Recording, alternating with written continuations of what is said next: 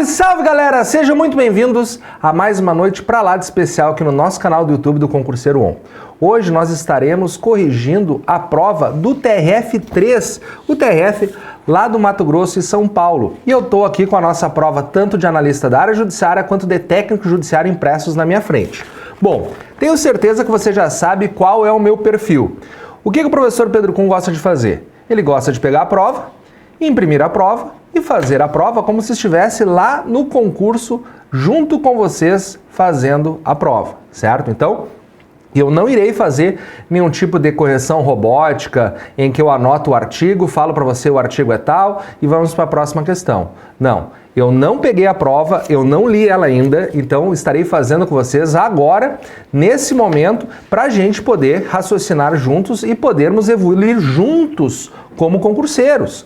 Porque no momento que nós fazemos a correção e raciocinamos com base nos nossos conhecimentos, com base na nossa apostila, com base em tudo que nós vimos no curso, tenho certeza que esse tipo de correção é muito mais efetiva e melhora muito a sua performance como concurseiro. Então, por isso que eu gosto de fazer esse tipo de correção. Só que tem um detalhe, meus amigos, nós não tivemos o curso preparatório de Direito Constitucional ou qualquer outro conteúdo para o TRF3 aqui no Concurseiro On. Daí vocês estão me perguntando, tá professor, mas então por que você vai corrigir a prova? Muito simples. Na época que saiu o edital e que foi agendada a prova, eu falei para os alunos que eu não estaria tendo esse curso específico para o TRF3, porque todas as vezes que nós temos um curso preparatório aqui no Concurseiro On, nós temos uma série de ferramentas para garantir a sua aprovação, como por exemplo, a nossa apostila ilustrada, simulados, aulões pré-prova, entre tantos outros diferenciais. E naquela época que foi publicado o edital do TRF3, nós estávamos na iminência da publicação do edital do Concurso Nacional Unificado da Justiça Eleitoral. E esse Concurso Nacional da Justiça Eleitoral certamente estaria tirando muito as minhas energias e certamente eu não teria tempo de fornecer todos os diferenciais para vocês que são alunos do Concurseiro On. Então, o que eu optei na época? Na época, eu optei para a galera de dizer, olha, infelizmente não teremos esse curso preparatório, mas quem já é aluno do Concurseiro On é só assistir às nossas aulas de Direito Constitucional, porque é o mesmo conteúdo do concurso do TSE, é o concurso do TRF3. Então, não tem nenhum prejuízo. Se eu fosse lançar o curso, eu teria que lançar o curso, fazer a live de lançamento do curso, simulados, pré-prova, e eu não ia ter tempo, certo? Claro que agora nós tivemos a prorrogação da prova do direito eleitoral, do Concurso Nacional Unificado da Justiça Eleitoral, e daí, no fim, eu até teria tempo, se a gente espremesse bem a agenda, mas de qualquer forma nós não tínhamos como saber naquela época. Então, eu não lancei o curso específico. Só que eu acho muito importante eu ser transparente e falar isso para vocês por dois motivos. Primeiro motivo, todo mundo que me ouviu naquela época, tenho certeza, eu não vi a prova ainda, mas todo mundo que me ouviu naquela época, que assistiu às aulas de Direito Constitucional dos nossos outros cursos, como por exemplo do Concurso Nacional Unificado, tenho certeza que acertou todas as questões aqui. Outra informação muito relevante que talvez a galera não se ligue. Gente, as nossas aulas de Direito Constitucional do curso estão disponibilizadas aqui no YouTube, no nosso grupo Corrente da Posse. Então, por apenas R$ 14,90 por mês, você tem acesso a esse conteúdo, você tem acesso a essas aulas, você tem acesso a tudo que você precisa para garantir a sua aprovação. Então, existem várias ferramentas para que você tenha essa assertividade aqui do professor Pedro Kuhn e do Concurseiro On, sem que você precise ter o seu concurso direcionado, sem que você precise ter o seu curso para aquele tribunal específico. Claro que a gente gosta muito mais de adquirir um curso específico para aquele conteúdo, específico para, de repente, TRT7, específico para o TRF3, mas nem sempre é possível. E eu tenho muita fé que todos que me ouviram naquele momento e assistiram às aulas passearam por essas questões do TRF3. Mas eu não tenho como afirmar agora com certeza, porque eu não li a prova ainda. Então, para nós termos a mais absoluta certeza que todos vocês, assinantes da Corrente da Posse, ou todos vocês que são alunos das nossas aulas aqui do Concurseiro On, acertar as questões, o que nós temos que fazer? Temos que entrar e assistir nesse momento, ou melhor, ler nesse momento a nossa prova, certo? Agora, prestem muita atenção. Tem muitos analistas da área judiciária que acreditam que as provas de analista são muito, mas muito mais difíceis. E eu sempre falo, gente, não é porque uma prova de técnica, outra de analista, que nós teremos um grau de dificuldade abissal entre uma e outra. E eu não vi a prova ainda, tá, pessoal? Mas eu vi nos grupos de WhatsApp da galera comentando que muitas questões de analista da área judiciária estavam mais fáceis que as questões de técnico judiciário. Não sei se é verdade, vou ver agora com vocês nesse vídeo. Contudo, todavia, entretanto, foi um comentário que eu ouvi nos grupos de WhatsApp. Então, o que é importante nós sabermos? É importante nós sabermos que nós temos que nos preparar com efetividade, com muita boa vontade e sem estar procurando chifre em cabeça de burro ou pelo em ovo. Simplifica que simplifica. Se você já sabe o conteúdo, se você já sabe a matéria, você não precisa ficar buscando dificuldade ou aprofundamentos que não são exigidos em prova. Tem muita gente que pensa que para passar numa prova de técnico ou de analista, o cara precisa ter um conhecimento para magistratura ou de procurador da República. E isso não é necessário. E estou provando isso nos diversos vídeos de correção de provas que fazemos aqui no decorrer da existência do nosso canal, certo? Como eu disse, não vi a prova ainda, mas eu creio que vai seguir essa média e tenho muita fé que com os nossos encontros, com as nossas aulas, nós vamos passear por essas questões. Vamos iniciar a correção? Então, voltamos para aquela nossa câmera mais aberta. E eu vou pedir, então, que coloquem na tela aí a nossa prova. Tô louco para ver a nossa prova. Olha, a nossa prova de técnico judiciário área administrativa, TRF da terceira região. Essa aqui é a prova que me mandaram do tipo 4.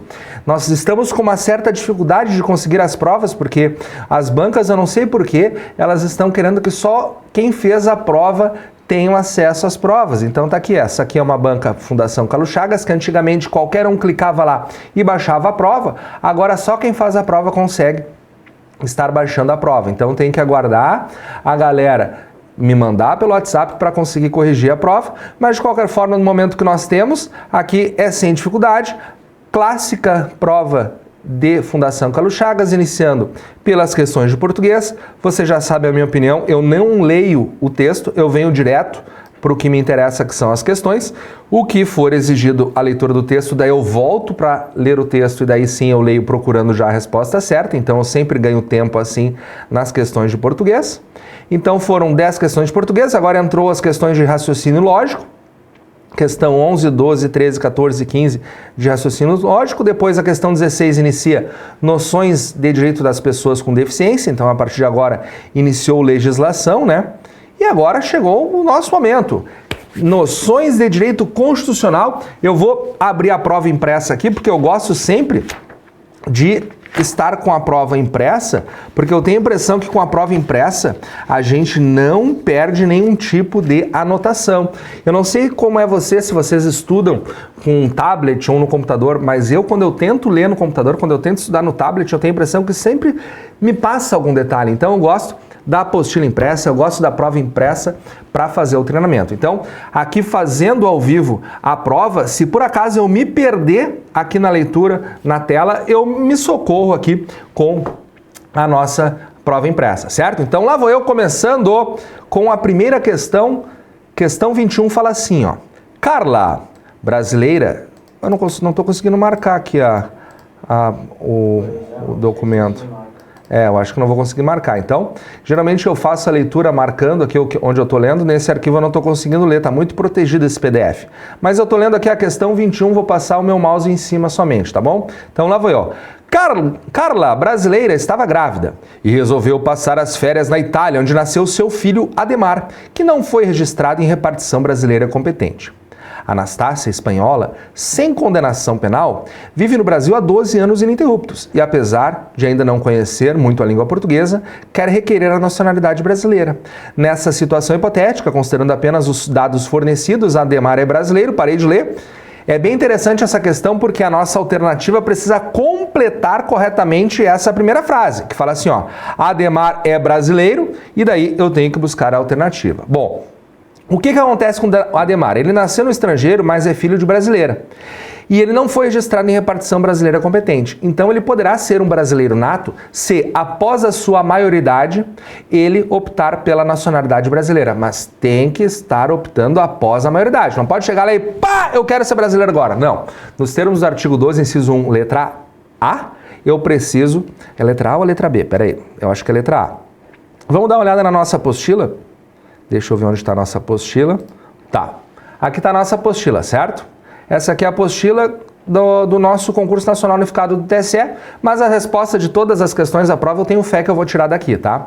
Mas vamos lá achar o nosso artigo 12. O artigo 12, que é o que fala da nacionalidade, tá? É a letra C, na verdade, né?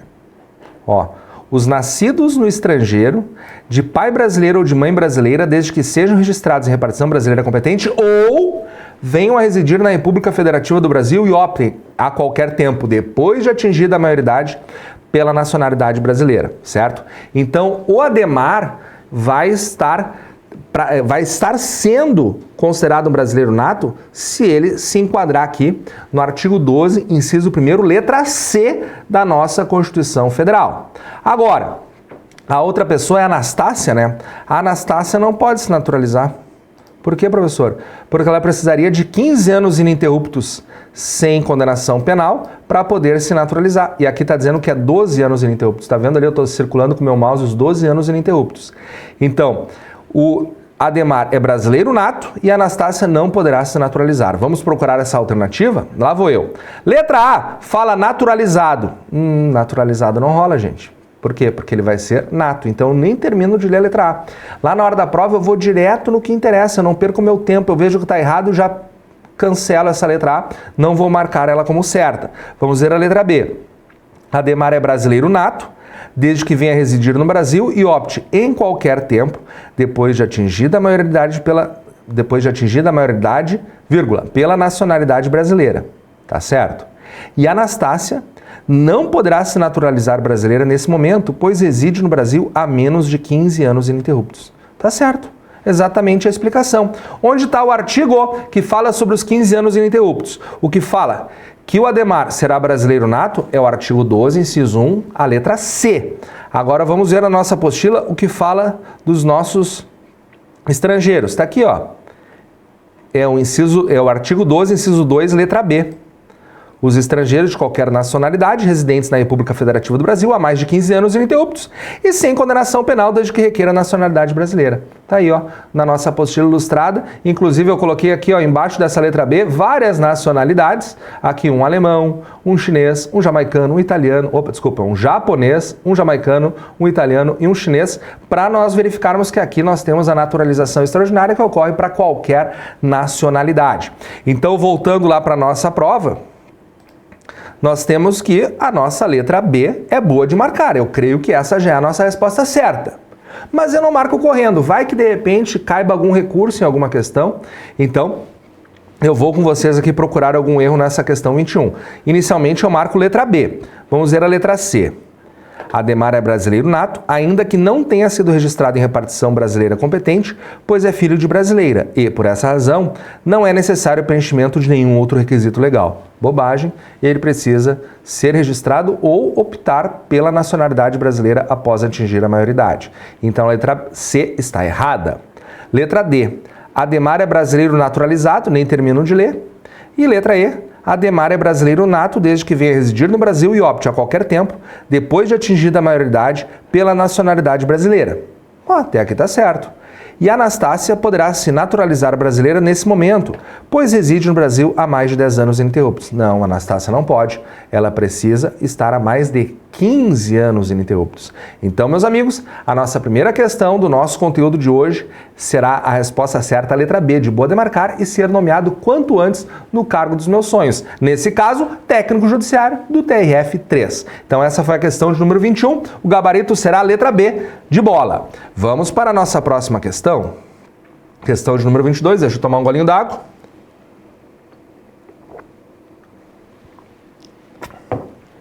Lá vou eu.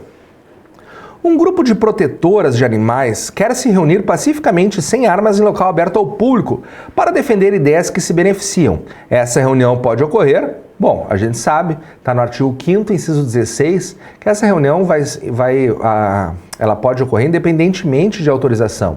Só é exigido o aviso prévio para a autoridade competente para que nós não frustremos uma outra reunião anteriormente já agendada ou até mesmo que a gente não prejudique determinados serviços públicos, como o transporte público. Então, a autoridade competente vai estar garantindo a nossa segurança e garantindo a circulação das demais pessoas. Isso está no artigo 5º, inciso 16. Querem dar uma olhada na apostila?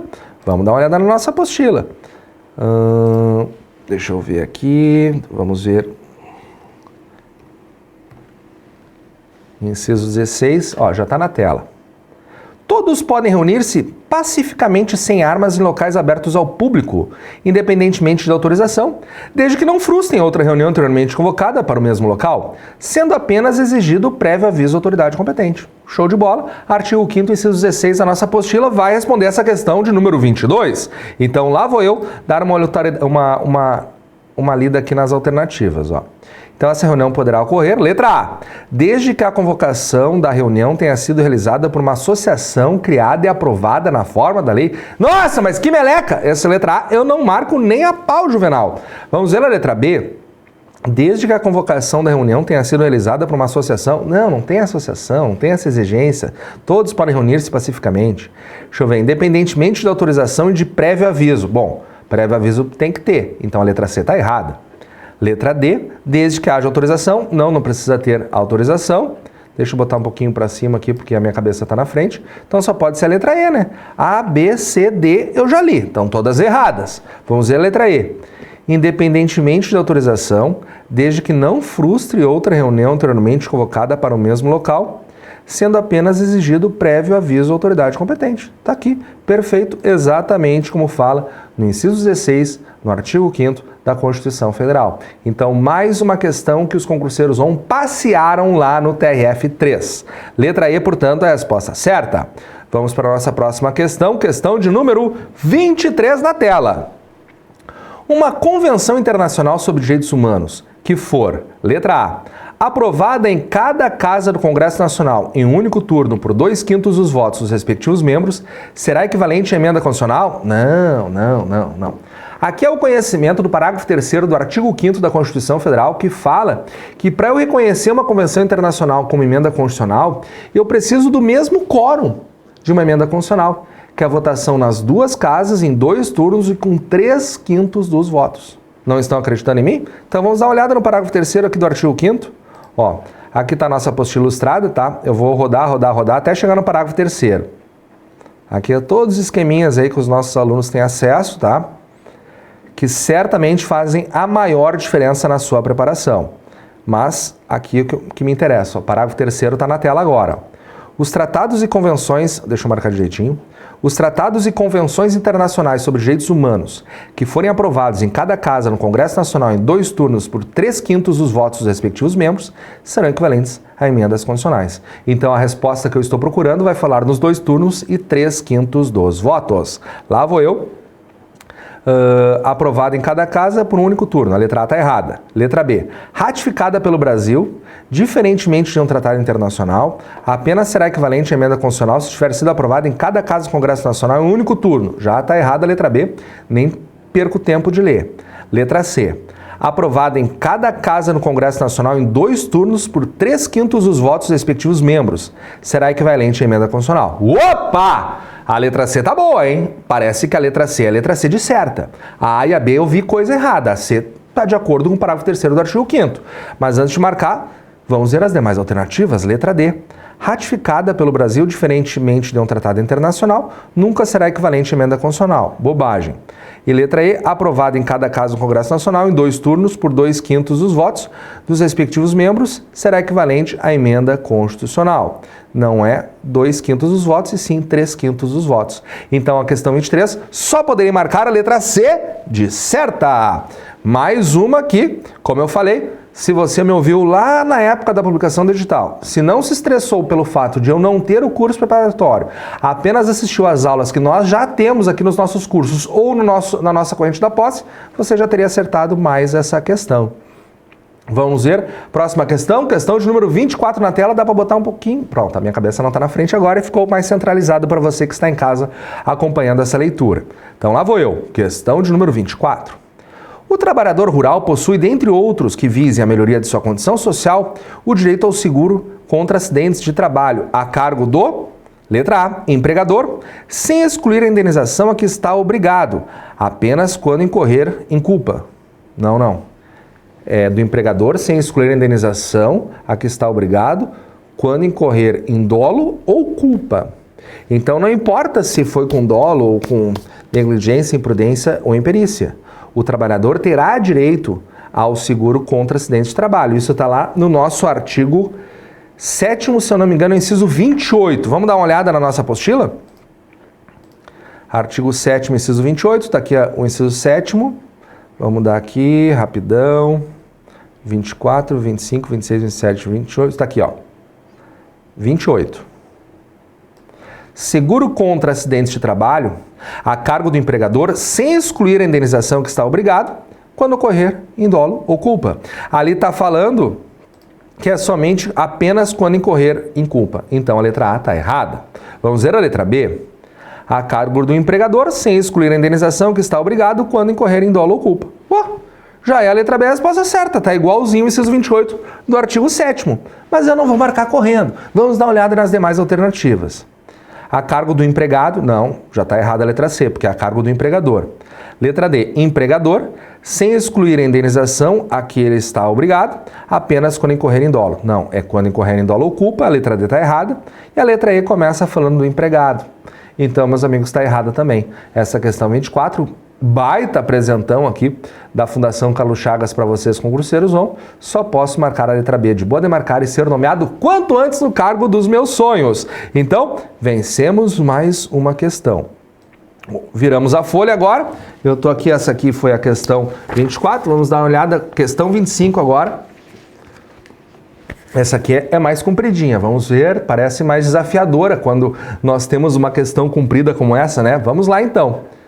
Margarete foi nomeada para cargo de provimento efetivo em virtude de concurso público e, após 4 anos de exercício efetivo desse cargo, foi demitida.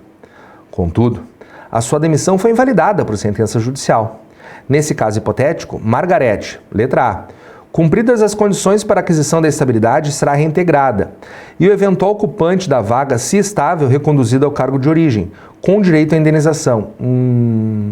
Com direito à indenização, não. O eventual ocupante do cargo de origem, se estável, vai ser reconduzido, mas é sem direito para indenização. Estou vendo certo, né? Aqui está dizendo que é com direito à indenização. Então, está errado. Aonde que está esse conhecimento, meus amigos? Muito simples. Vai estar lá no artigo 41 da nossa apostila, no parágrafo 2º, se eu não me engano. Vamos dar uma olhada rapidona? Vou botar aqui artigo 41, que fala da nossa estabilidade. Eu tenho um quadrinho aqui que eu divido e explico para vocês na aula a diferença de estabilidade e vitaliciedade. E o parágrafo 2º fala sobre essa invalidação da sentença judicial. Olha só, vou marcar para vocês na tela. Invalidada por sentença judicial a demissão do servidor estável, será ele reintegrado, e o eventual ocupante da vaga, se estável, reconduzido ao cargo de origem sem direito à indenização, aproveitado em outro cargo ou posto em disponibilidade com remuneração proporcional ao tempo de serviço. Então, voltando ali para a nossa prova, a gente já viu o erro aqui da letra A, que fala com indenização, e o parágrafo 2º fala que é sem indenização. Então, vamos ver a letra B. Cumpridas as condições para aquisição da estabilidade, será reintegrada, e o eventual ocupante da vaga, independentemente de ter estabilidade, já parei de ler. Por quê? Porque fala que ele precisa ser estável. Ser estável significa que ele precisa ser estável. Então a letra B ficou bizonha, não marcarei. Vamos ver a letra C. Cumpridas as condições para aquisição da estabilidade, será reintegrada e o eventual ocupante da vaga, se estável, reconduzido ao cargo de origem, sem direito à indenização, aproveitado em outro cargo ou posto em disponibilidade com remuneração proporcional ao tempo de serviço. E, no caso de ter sido extinto o cargo ou declarada sua desnecessidade, Margarete ficará em disponibilidade com remuneração proporcional ao tempo de serviço até o seu adequado provimento em outro cargo. Embora todas essas informações não estejam no mesmo parágrafo, tá certo o que fala a letra C. Olha aqui, ó. A parte que fala da extinção do cargo está no parágrafo 3º. Então, a questão de número 25 é o artigo 41, parágrafo 2º e parágrafo 3º que respondem para nós. E pelo que eu estou notando, já é a resposta certa, a letra C, né? Vamos ver o que tem de errado na letra D. Por não cumprir o tempo mínimo exigido para aquisição de estabilidade, não poderá ser reintegrada. Bobagem. A estabilidade é 3 anos e ela está no serviço público há 4. Isso está no enunciado e, portanto, a letra D está demente, não vou marcar.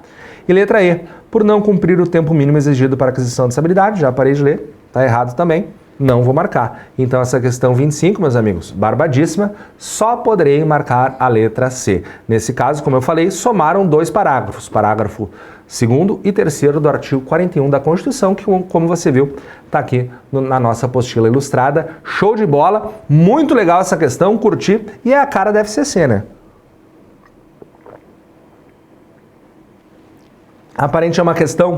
Aparentemente foi uma questão difícil, porque ela é comprida, a leitura, mas não teve nada de difícil, né?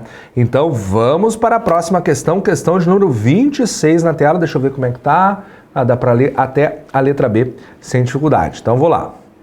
Gustavo é governador do estado do Mato Grosso do Sul e sua esposa, Débora, pretende se candidatar a cargo de prefeita de uma cidade do mesmo estado, nas eleições municipais em que ocorrerão neste ano de 2024. Ainda, Gustavo tem um filho, Henrique, que reside há muitos anos em uma cidade no estado de São Paulo, onde mantém o seu domicílio eleitoral, pretendendo também candidatar-se a prefeito dessa cidade. Considerando apenas as informações hipotéticas fornecidas, Débora, então olha só, eu tenho que procurar a alternativa em que inicia com a palavra Débora, porque eu tenho que casar o enunciado com a alternativa, certo? Então, aparentemente, só com o enunciado, eu creio que nós estaremos corrigindo essa questão com o artigo 14 da Constituição ali pelo parágrafo 6º, parágrafo 7º, tá? Por quê? Porque é inelegível no território da jurisdição do titular de presidente, governador e prefeito. Nesse caso, Gustavo é governador do Mato Grosso e a Débora, ela quer concorrer a uma prefeitura da cidade do mesmo estado, que é dentro da jurisdição dele. E isso é proibido pelo artigo 14, parágrafo 7º da Constituição, porque poderia o governador do estado, de alguma forma, interferir nessa eleição municipal. Então, Débora não pode concorrer, ela é inelegível. Já o filho do Gustavo, que mora em São Paulo, o nome dele é Henrique, esse não está no território de jurisdição do seu pai. Então, se ele desejar concorrer a uma prefeitura de São Paulo, ele pode, porque o pai dele é governador do Mato Grosso do Sul. Então, somente olhando o nosso enunciado e somando com o artigo 14, parágrafo 7º da Constituição, eu já cantei a pedra de o que nós precisamos buscar dentro das alternativas, certo? Antes de procurar as alternativas, vamos dar uma olhada na apostila. É o nosso... Eu estou no artigo 41, né? É o nosso artigo 14. Vamos botar aqui artigo 14, que fala dos direitos políticos, e eu estou indo lá para o parágrafo 7º, tá? Ó, tá bem em cima do meu cabeção, vou baixar um pouquinho. São inelegíveis no território de jurisdição do titular o cônjuge e os parentes consanguíneos ou afins até o 2º grau ou por adoção do presidente da República, de governador do estado, território do Distrito Federal, de prefeito ou de quem os haja substituído dentro de 6 meses anteriores ao pleito, salvo se já titular a mandato eletivo e candidato à reeleição. No caso da questão, nós não temos ninguém candidato à reeleição. Então, meus amigos, com certeza ela será inelegível e o filho Henrique poderá concorrer. Vamos procurar essas alternativas. Letra A. Débora é inelegível, pois além dos parentes consanguíneos ou afins até o 2º grau por adoção, também é inelegível no território de jurisdição do titular o cônjuge do presidente da República, do governador do estado ou território, do Distrito Federal, de prefeito ou de quem os haja substituído dentro de 6 meses anteriores ao pleito. Enquanto Henrique é elegível, pois o município paulista não se encontra sob a jurisdição do governador do Mato Grosso do Sul. Já é a letra A a resposta certa. Vejam que a gente foi lendo tranquilamente, sem sobressaltos, de acordo com o artigo 14, parágrafo 7º, de acordo com tudo que nós estudamos juntos. Então, não tem muita pegadinha aqui. Estragou, quando é a letra A a resposta certa, eu meio que penso assim, estragou a surpresa, estragou a emoção da questão. Mas o bom é que a gente encontrou a resposta, né? De qualquer forma, vamos ver a letra B. Débora é elegível, já parei de ler, nem perco tempo. Letra C, Débora é elegível, já parei de ler, não perco tempo. Letra D, Débora e Henrique são inelegíveis, não, já parei de ler porque Henrique não é inelegível. E letra E, Débora e Henrique são elegíveis, não, Débora é inelegível. Então essa questão 26 aqui, sem qualquer dificuldade, você, concurseiro 1, marcou a letra A. Espero que vocês estejam gostando aqui dessa correção, estejam visualizando dentro das nossas aulas o raciocínio para acertar essas questões e, portanto, se eu estou ajudando vocês, deem aquele like, sigam o nosso canal, compartilhem com seus amigos aqui o nosso trabalho, porque eu tenho certeza que estamos apenas iniciando o trabalho que vai durar muitos anos, muitas provas iremos corrigir e muitos concurseiros ON em breve serão concursados. Então, muito obrigado pela audiência, muito obrigado por esse like, muito obrigado por compartilhar, porque eu tenho certeza que estamos fazendo bem e estamos fazendo a diferença nesse mundo tão concorrido de concursos públicos. Então, letra A só pode ser a resposta dessa questão 26. Vamos para a nossa próxima questão? Questão de número 27 agora, na tela, pelo menos até a letra B eu posso ler sem movimentar aqui, que daí não fica, a meu cabeção não fica na frente. Olha só. Questão 27 agora. Antônio é membro do Ministério Público Federal há 12 anos. Sandra é advogada de notório saber jurídico e de reputação ilibada com 14 anos de efetiva atividade profissional. Com base apenas nas informações fornecidas, letra A, Antônio e Sandra não poderão vir a compor um Tribunal Regional Federal, pois apesar de 1/5 dos lugares desses tribunais ser composto de membros do Ministério Público e de advogados indicados em lista sêxtupla pelos órgãos de representação das respectivas classes, Antônio possui menos de 15 anos de carreira e Sandra possui menos de 15 anos de efetiva atividade profissional. Isso aqui, deixa eu ver. O artigo que fala do 5º constitucional é o artigo 94 da Constituição, tá? Que fala do 5º, fala da lista sêxtupla. Mas o artigo específico que fala da composição do TRF é o artigo 107 da Constituição. Então eu creio que o artigo 107 da Constituição é que vai resolver essa questão para nós. Vamos dar uma olhada no artigo 107, deixa eu pesquisar ele aqui na apostila. Está aqui já, na tela. Os tribunais regionais federais compor-se-ão de no mínimo 7 juízes, recrutados, quando possível, na respectiva região e nomeados pelo presidente da República dentre brasileiros com mais de 30 e menos de 70 anos de idade, sendo 1/5 dentre advogados com mais de 10 anos de efetiva atividade profissional e membros do Ministério Público com mais de 10 anos de carreira. Então, meus amigos, o artigo 107, no inciso 1º, já me mostra que essa letra A está errada. Por quê? Porque está falando em 15 anos de carreira, quando a exigência será de apenas 10 anos de carreira. Então, a letra A, eu passo longe. Vamos ver a letra B? Antônio e Sandra poderão vir a compor o Tribunal Regional Federal, já que 1/5 dos lugares desses tribunais será composto de membros do Ministério Público e advogados indicados em lista quíntupla. Já parei de ler. A lista é sêxtupla. Ah, professor, mas olha só, não fala aqui na apostila, no artigo 107, inciso 1º, que a lista é sêxtupla. Não, no artigo 107 não. Apenas fala em lista, apenas fala em 5º constitucional. E aonde vai falar em lista é no artigo 94. Então eu tenho que dar uma olhada no artigo 94 para você lembrar que fala em lista sêxtupla. Deixa eu achar aqui o artigo 94, já está na tela aqui, ó.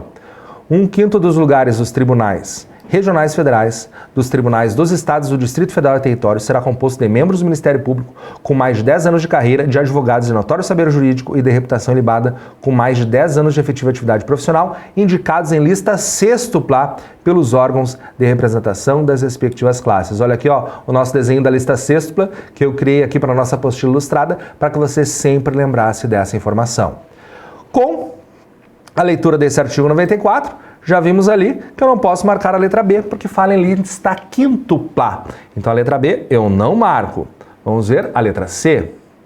Apenas Antônio poderá vir compor um Tribunal Regional Federal, já que 1/5 dos lugares desses tribunais será composto de membros do Ministério Público indicados em lista quíntupla. Tá errado porque tanto Antônio quanto Sandra poderão compor o nosso TRF.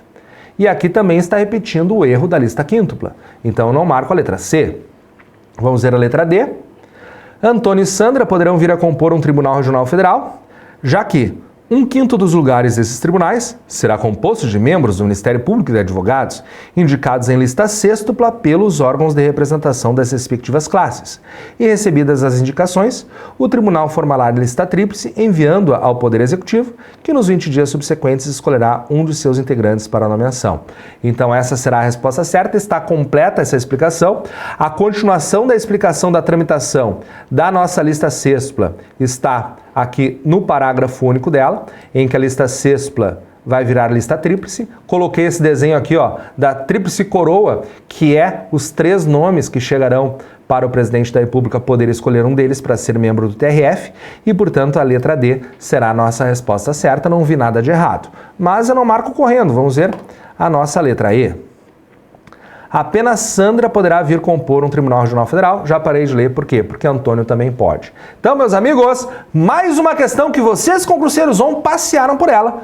Letra D será a resposta da nossa questão 27 na prova de tipo 4 de técnico judiciário aqui do TRF 3. Vamos dar uma olhada na continuação da prova. Pelo que eu estou vendo agora, mudou a matéria, né? Agora foi para direito administrativo, contratos, licitações, noções de direito processual civil, noções de direito processual penal, noções de direito previdenciário. Sim, a Justiça Federal é a que julga as causas previdenciárias, então sempre cai previdenciário, né? Interessante. Tributário também.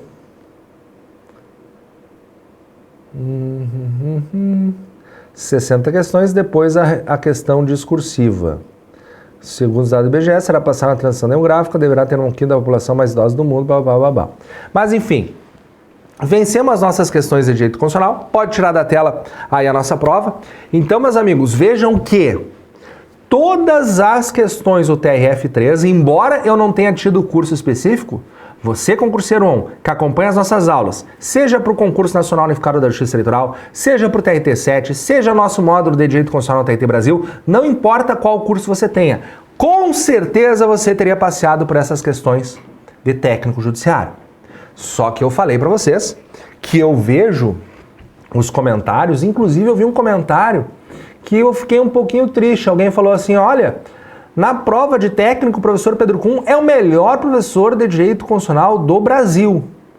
É um passeio. Mas na prova de analista, ele precisa se aprofundar em alguns temas. E eu fiquei pensando, onde será que eu preciso me aprofundar para acertar as questões de analista? Não sei. Não sei. O que eu faço? Para eu verificar se eu preciso ou não me aprofundar em alguma matéria, eu vejo as provas. Então agora está na hora de nós tirarmos essa prova real. Será que eu preciso me aprofundar? Será que o meu curso de Direito Constitucional, direcionado para os analistas, precisa ter 200 horas a mais de aula? Ou não? Só eu gravo aqui ao vivo a correção da prova junto com vocês.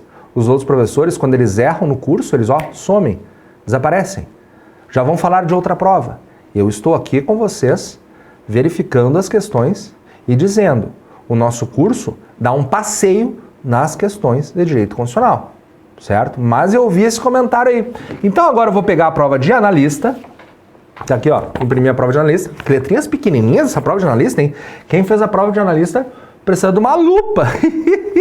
Então, vou botar a prova de analista na tela. E ela é assim mesmo. Que estranha essa prova, parece que não tem a primeira folha.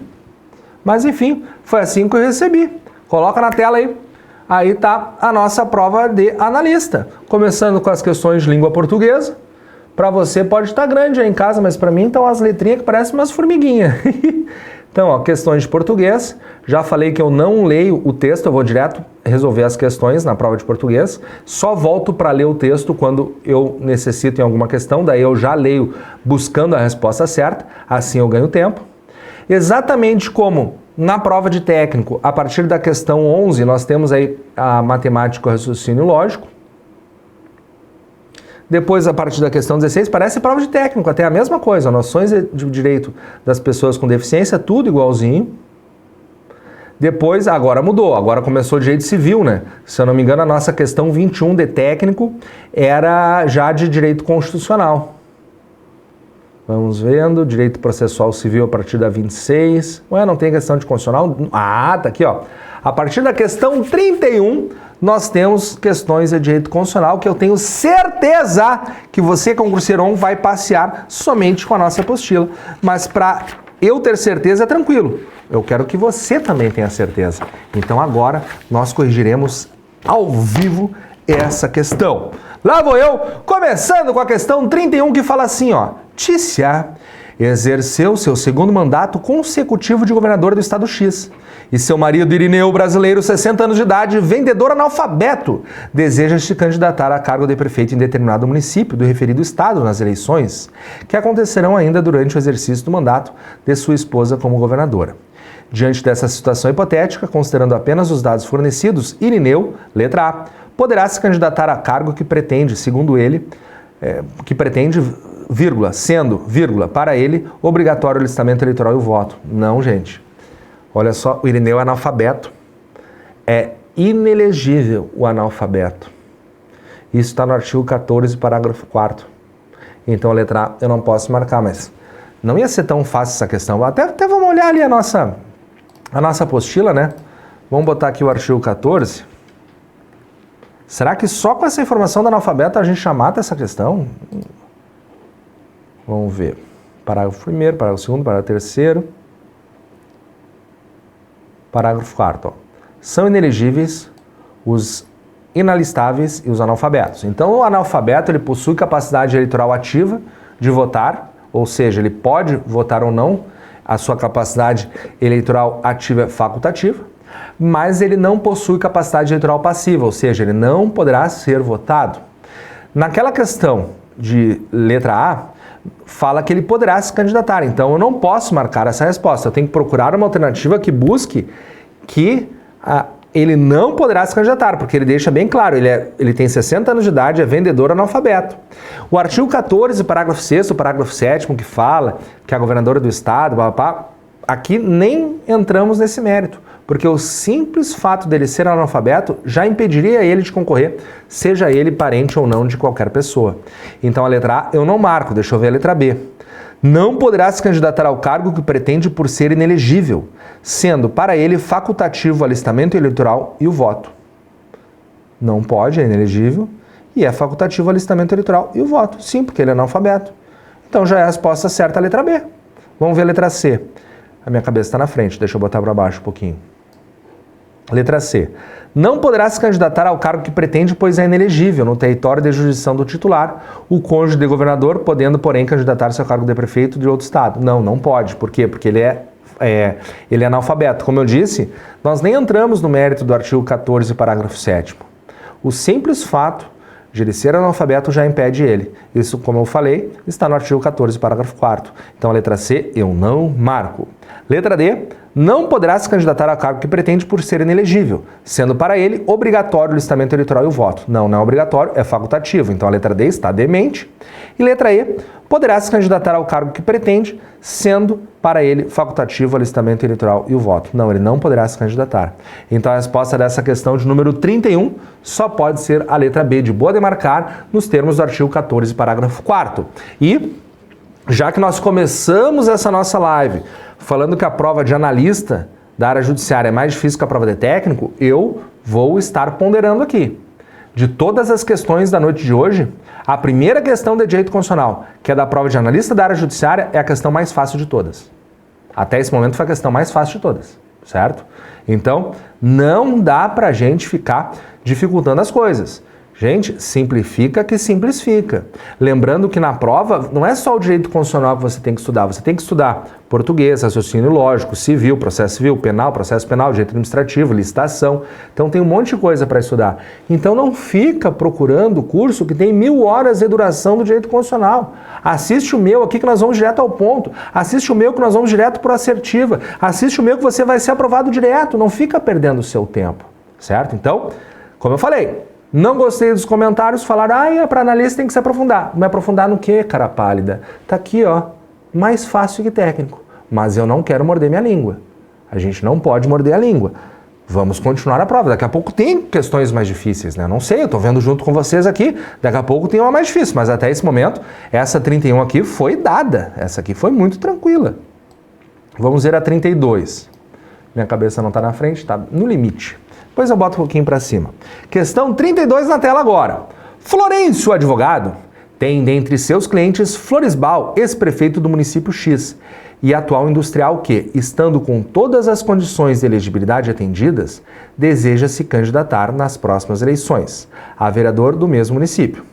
Ocorre que Floresbal procurou Florencio com a finalidade de propor ação judicial contra dito, atual prefeito do município X, visando anular ato lesivo ao meio ambiente, dizendo que tem como comprovar que dito praticou referido ato. Florencio então esclarece, dentre outros fatos, que Floresbal, letra A, poderá propor ação popular ou ação civil pública, não havendo em ambos os casos isenção das custas judiciais e do ônus da sucumbência, ainda que esteja de boa-fé.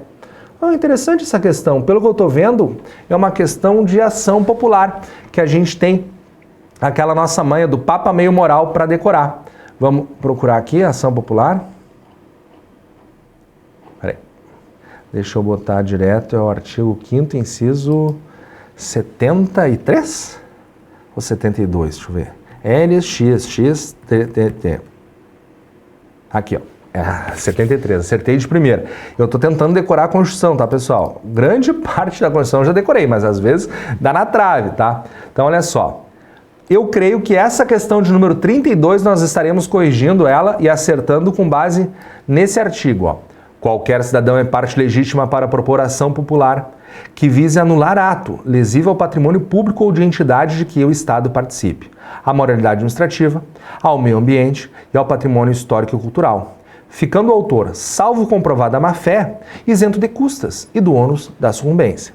Então aqui está a questão que nós estaremos, ou melhor, o artigo que nós estaremos resolvendo a questão. Chegando aqui na questão, fala: letra A poderá propor ação popular ou ação civil pública. Não, é só ação popular. Então, essa letra A, eu não marco. Vamos ver a letra B? Poderá propor ação popular e ação civil pública ou mandado de segurança. Não, não tem. Não tem também mandado de segurança porque é direito líquido e certo. Então, a letra B eu não marco. Letra C. Poderá propor ação civil pública. Não, é ação popular. Então, a letra C eu não marco. Letra D. Poderá propor ação popular, ficando, salvo comprovada má-fé, isento de custas judiciais e do ônus da sucumbência. Olha, essa 32 está boa, está exatamente de acordo com o inciso 73, ó, a parte final. Ficando o autor, salvo comprovada má-fé, isento de custas judiciais e do ônus da sucumbência. Então, já vai ser a letra D a resposta certa, mas a gente não marca correndo. Eu vou botar um pouquinho para baixo para minha cabeça sair da frente da letra E e vamos ver a letra E. Não poderá propor ação popular, pois a legitimidade para a propositura dessa ação é exclusiva do Ministério Público. Grande bobagem, está aqui, ó. Qualquer cidadão é parte legítima para propor a ação popular. Então, meus amigos, não tenham dúvida nessa questão 32, certamente a letra D é a letra D mais de certa. Show de bola? Aqui na apostila ilustrada tem todas as dicas aí para nós acertarmos a questão da nossa ação popular, mas não vamos ficar nos delongando. Vamos para a nossa próxima questão, porque eu estou ansioso para verificar essas questões de analista. E aí, professor, difícil essa 32? Gente, o que vocês acharam? Para mim estava bem claro ali, basicamente cópia do inciso 73 do artigo 5º, né? Eu não achei nada fora do comum. Próxima questãozinha, questão 33 na tela. Compete ao Supremo Tribunal Federal processar e julgar originariamente, letra A ação em que metade de todos os membros da magistratura sejam diretamente interessados e o crime político. Não. A competência do Supremo é a ação em que todos os membros da magistratura sejam diretamente interessados. Todos. Aqui está falando em metade de todos. Nada a ver. Isso vai estar no artigo 101, inciso 1, letra M ou N? Vamos dar uma olhada.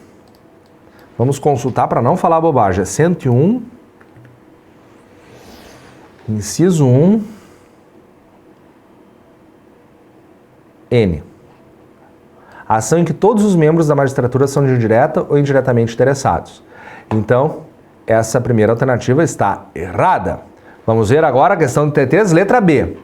As ações contra o Conselho Nacional de Justiça, ao qual compete zelar pela autonomia do Poder Judiciário, não sendo permitivo a esse Conselho expedir atos regulamentares. Ah, que bobagem! Até no TRF caiu regulamentos do CNJ na prova? Então essa letra B está bizonhíssima. Letra C. O habeas corpus sendo paciente ministro de Estado e ação direta da inconstitucionalidade de lei ou ato normativo federal ou estadual. Paciente ministro de Estado?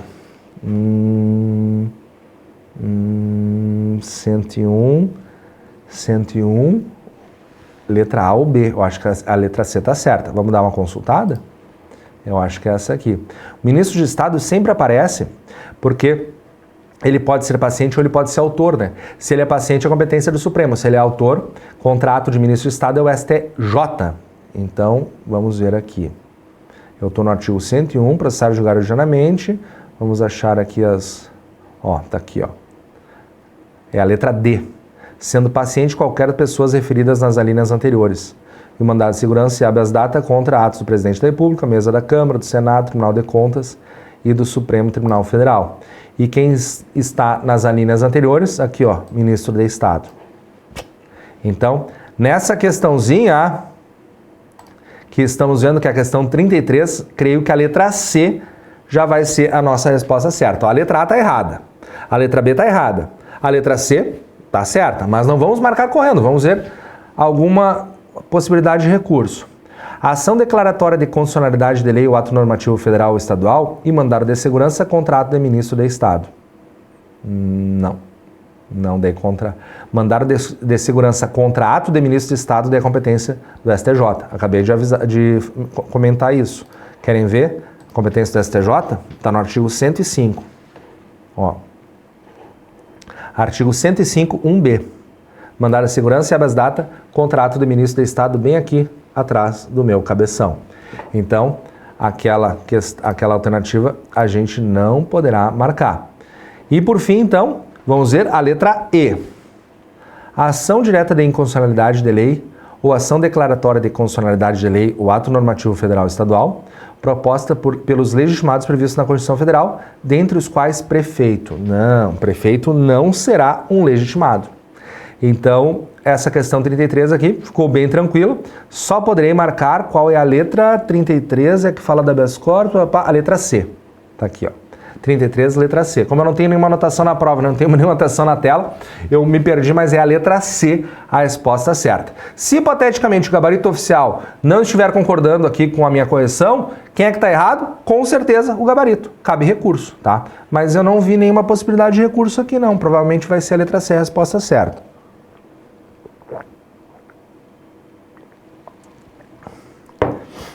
Vamos para a nossa próxima questão, 34 agora. Estou acompanhando aqui com a nossa prova impressa. Roberval é um diplomata brasileiro que se casou com a Nésia. Algum tempo após sua união, Roberval foi trabalhar na Alemanha, a serviço da República Federativa do Brasil. E lá passou a residir com sua esposa, onde alguns meses depois nasceu seu filho Nívio.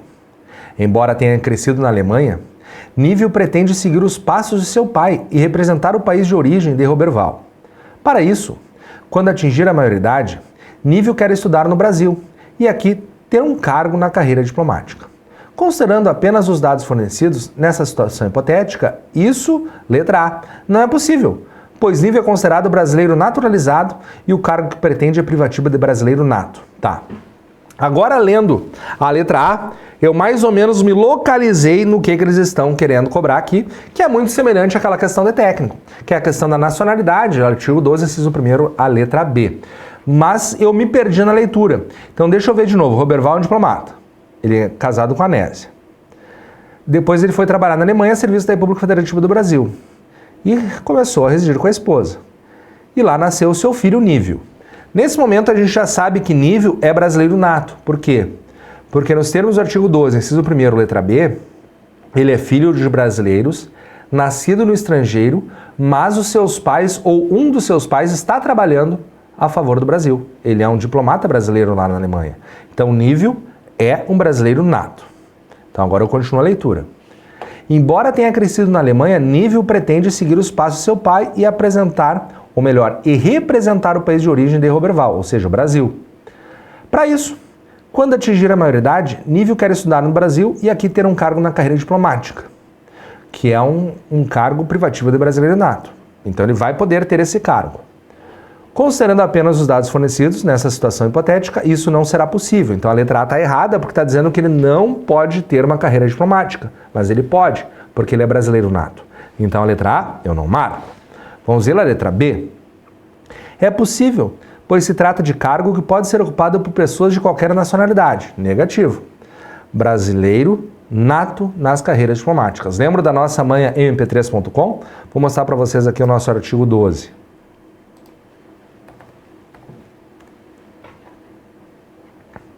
Ó, aqui estão os cargos brasileiros natos. Ó.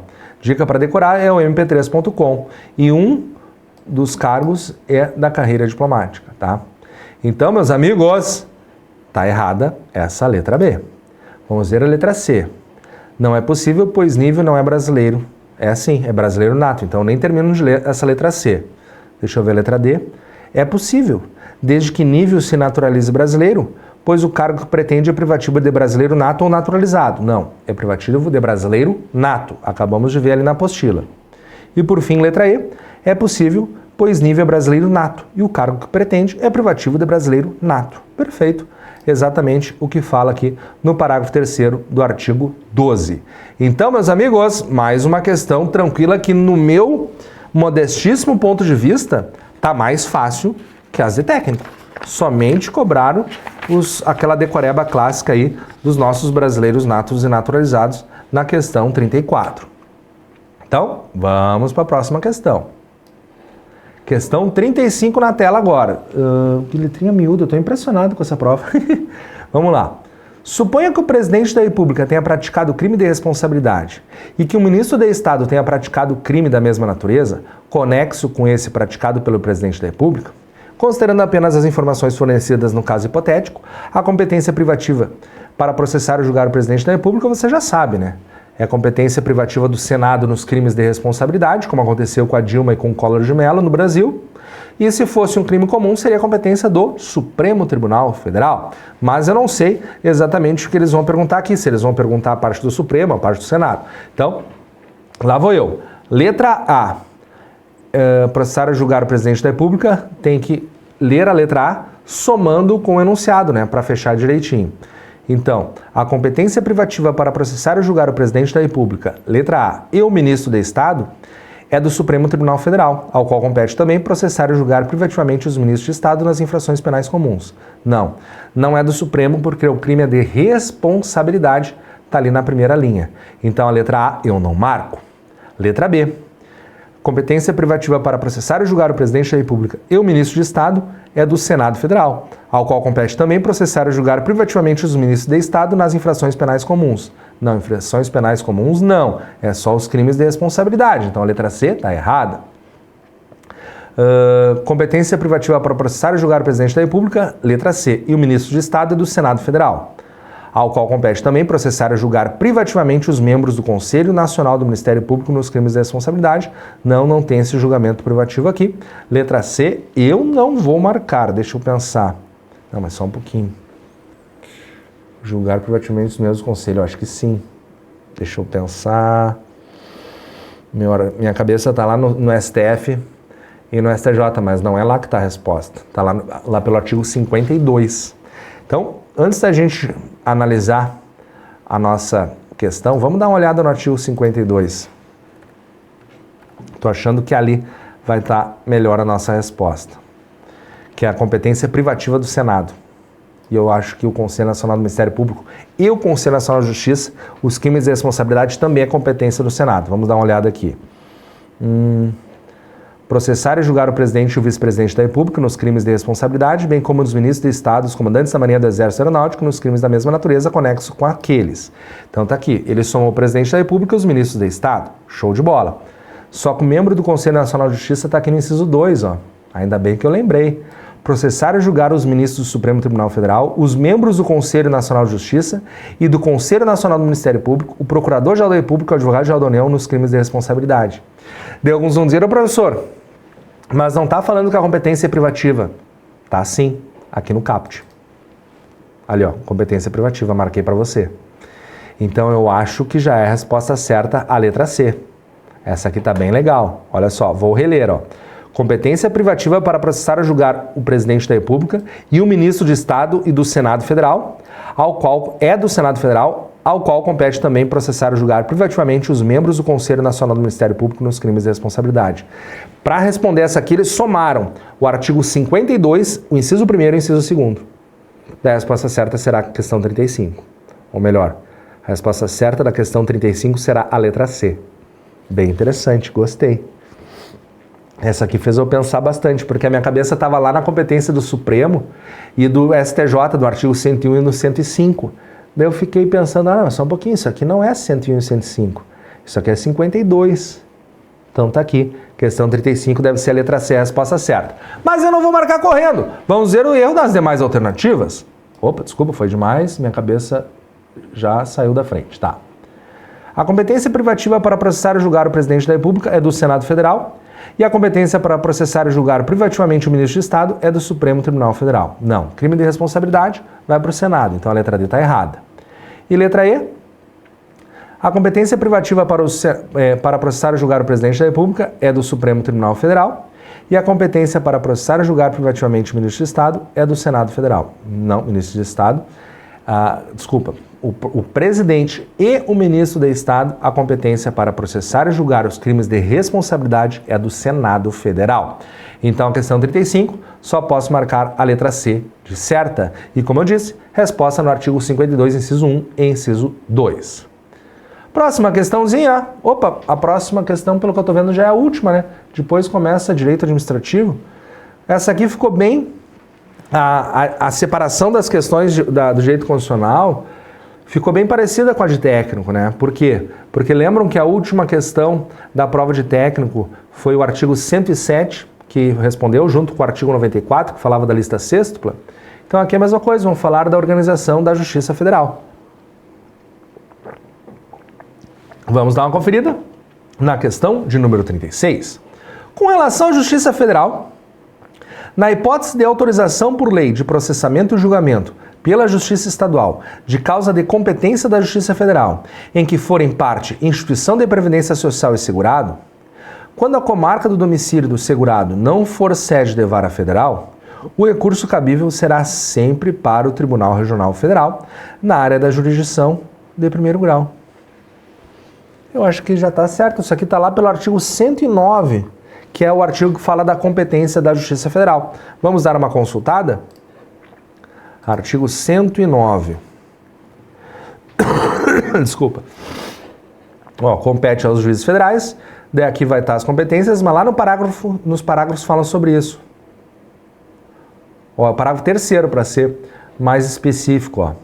A lei poderá autorizar que as causas de competência da Justiça Federal em que forem parte instituição de previdência social e segurado possam ser processadas e julgadas na Justiça Estadual quando a comarca do domicílio do segurado não for sede de vara federal. Por que isso? Porque a Justiça Federal ela não era muito interiorizada na época da publicação da Constituição Federal. Então, as justiças mais interiorizadas eram as justiças estaduais. Graças a isso, portanto, a Constituição falou, olha, onde não tem vara federal, então a competência será de um juiz de direito vinculado à Justiça Estadual. Só que eventual recurso contra essa decisão do juiz de direito precisa necessariamente ir para um TRF. E de onde que eu tirei isso? Desculpa. Aqui do parágrafo 4º. Na hipótese do parágrafo anterior, o recurso cabível será sempre para o Tribunal Regional Federal, na área de jurisdição do juiz de primeiro grau. Então, meus amigos, eu creio que o artigo 109, somando o parágrafo 3º e o parágrafo 4º, já respondeu a questão para nós. É a letra A resposta certa. Tá ali, o recurso cabível será sempre para o Tribunal Regional Federal, na área da jurisdição do primeiro grau. Vamos ver as outras para ver se não cabe, de repente, algum recurso nessa questão 36? Na hipótese de grave violação dos direitos humanos, o Procurador-Geral da República, com a finalidade de assegurar o cumprimento de obrigações decorrentes de tratados internacionais de direitos humanos, dos quais o Brasil seja parte, poderá suscitar perante qualquer tribunal superior, apenas durante a fase de inquérito, incidente de deslocamento de competência para a Justiça Federal, não é apenas durante a fase de inquérito, e sim em qualquer fase. Então a letra B está errada. Letra C. Com relação à Justiça Federal, aos juízes federais compete processar e julgar a execução de carta rogatória após o Z4, a homologação de sentença estrangeira, assim como a execução de sentença estrangeira após a homologação, as causas referentes à nacionalidade, inclusive a respectiva opção e a naturalização. Tá meio estranho isso aqui. Vamos dar uma olhada na competência? Aqui é artigo 109. Ó.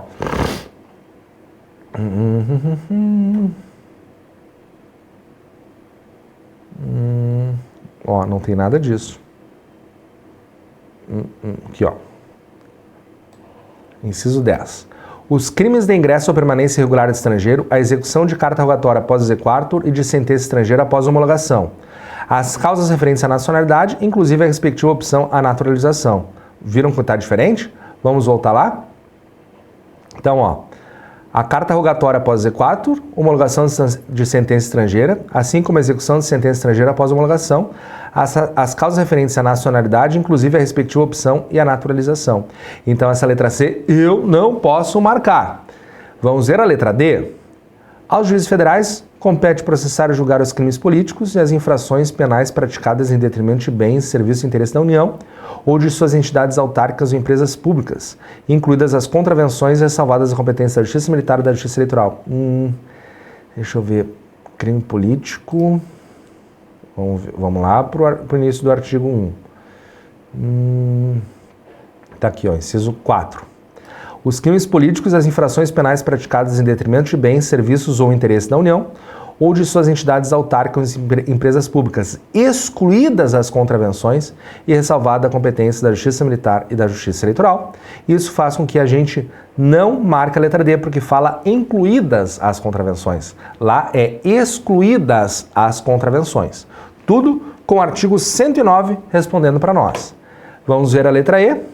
Os tribunais regionais federais compõem-se de no mínimo 11 juízes, sendo o quinto dentre advogados, com mais de 10 anos, já parei de ler.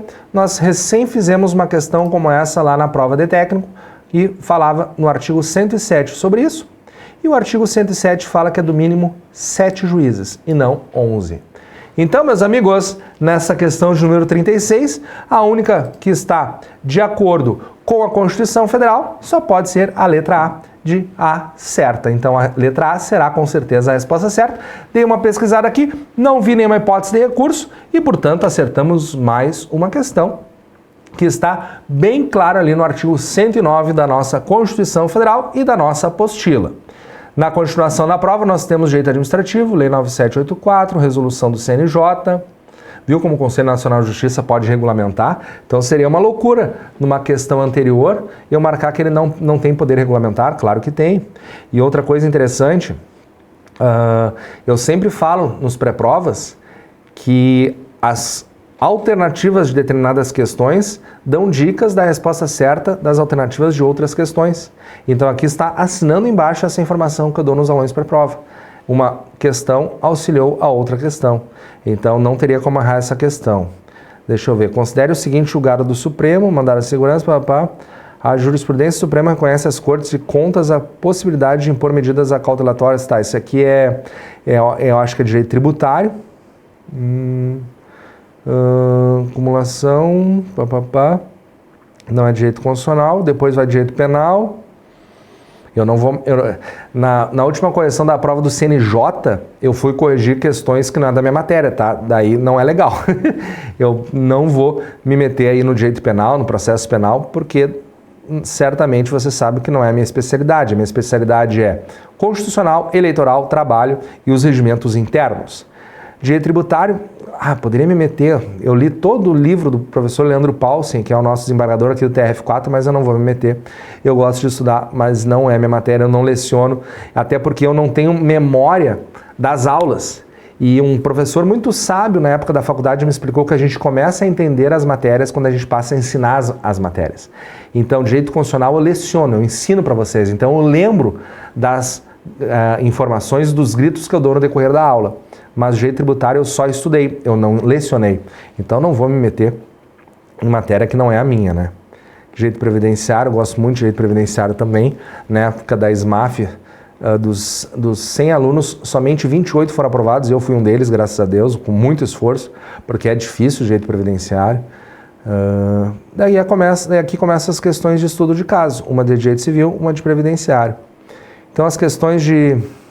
Acabaram as questões de constitucional, mais ou menos a mesma coisa que a prova de técnico, né? Foi da 36 até da 31 a 36. Show. Então, vencemos a nossa prova de analista. Pode tirar da tela. Aparentemente, então, meus amigos, nós aqui nesse nosso encontro, nós desmistificamos algumas informações, como, por exemplo, que a prova de analista é absurdamente mais difícil que a prova de técnico. Talvez uma questãozinha ou outra tenha ali uma elaboração um pouquinho mais complexa e tal, mas nada de outro mundo, nada que você não acerte, nada que você precise alterar a sua forma de preparação que seja de alguma forma diferente da que eu estou entregando para vocês aqui nos nossos cursos. Se hipoteticamente você é aluno do Concurseiro On e em algum momento você viu alguma informação que nós corrigimos aqui na prova que não foi dada no curso, pode colocar aqui nos comentários. Essa nossa live vai ficar salva aqui no YouTube, nunca vou deletar e, portanto, vai se protrair no tempo, ela vai ficar no tempo aí falando sempre a verdade para a galera. Então, se você já é técnico judiciário de um TRF ou de um TRT e acha que é um abismo de distância entre o estudo entre técnico e analista, pelo menos no direito constitucional você não precisa se apavorar porque não existe esse abismo. Claro que no edital de analista existe mais conteúdo. Muitas vezes tem mais direito civil, mais processo civil, mais direito penal, mais processo penal, tem mais matérias, mas não mais profundidade. Pelo menos no nosso conteúdo aqui, nós não temos essa dificuldade, certo? Então, meus amigos, vencemos mais uma prova, agora o TRF3. Como eu disse, nós não tivemos o curso, mas todos que nos seguem, tanto aqui no Concurseiro On, tendo qualquer um dos cursos de Direito Constitucional, ou você que é membro da Corrente da Posse, tem à disposição aqui as aulas para passear por essas questões de Direito Constitucional. Muito obrigado pela sua audiência, não esqueça de dar aquele like nesse vídeo e sempre que precisar, pode me chamar sem qualquer dificuldade. Eu vou deixar disponível aqui o meu número de WhatsApp, coloca aí 5199312156, é o meu WhatsApp de trabalho, vai estar o brasão ali do meu TRT, mas certamente eu terei um grande prazer em atender você. Beijo no coração e nos vemos aí nas nossas futuras novas lives ou então nas nossas aulas. Até lá, tchau pessoal!